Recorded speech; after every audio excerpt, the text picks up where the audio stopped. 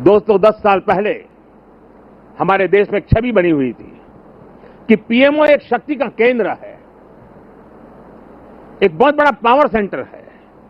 और मैं न सत्ता के लिए पैदा हुआ हूं, न मैं शक्ति अर्जित करने के लिए सोचता हूं।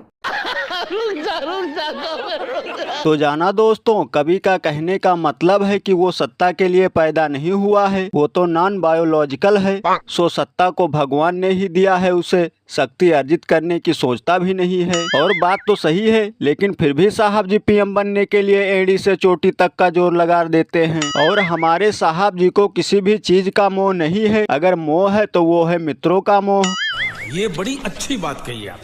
महंगाई बेरोजगारी से भी कोई लगाव नहीं है, इसीलिए महंगाई आसमान पर है और बेरोजगारी घर घर है। किसानों के लिए कब होगा आराम, जो दिन भर काम करके रात को भगाए सांड। और हमारे साहब जी की क्या मासूमियत है, वो तो सत्ता ही है जो इन्हें नहीं छोड़ रही है, वरना ये तो मोदी जी तो फकीर ही हैं। और बहुत से लोग मजाक मजाक में कहते हैं कि अगर आप सत्ता के लिए नहीं होते तो तीसरी बार बेशर्मी से बैसाखी पर सरकार नहीं बनाते।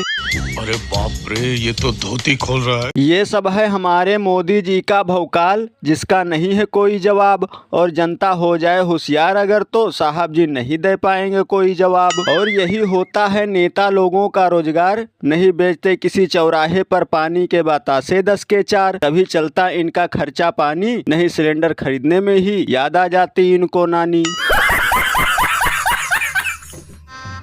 गजब बेइज्जती है। और अभी तो रुको, क्लाइमैक्स अभी बाकी है। ये न्यू इंडिया है और इसके सपनों का विस्तार, इसकी उड़ान असीम है, इसकी इच्छा शक्ति असीमित है। आज भारत ने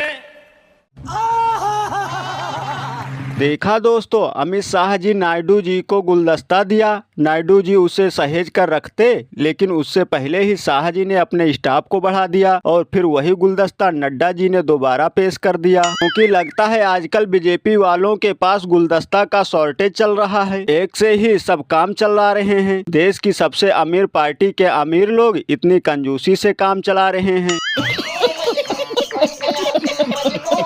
लगता है भाजपा के पास पैसों की बड़ी किल्लत हो गई है, सब चुनावी बांड खत्म होने का नतीजा है। या फिर यह भी हो सकता है कि गुलदस्ता पर जीएसटी ज्यादा लगता होगा, इसीलिए बचाने के चक्कर में आजकल लोग एक ही गुलदस्ता से काम चला रहे हैं। इसी बात पर बाबा लंगोटा दास की एक बात याद आती है कि तुम्हारे सपोर्ट से अच्छा है गुलदस्ता हमारा, एक में सबको निपटाऊंगा, हाल है खस्ता हमारा। और फिजूल खर्ची से बचने का बढ़िया है तरीका हमारा।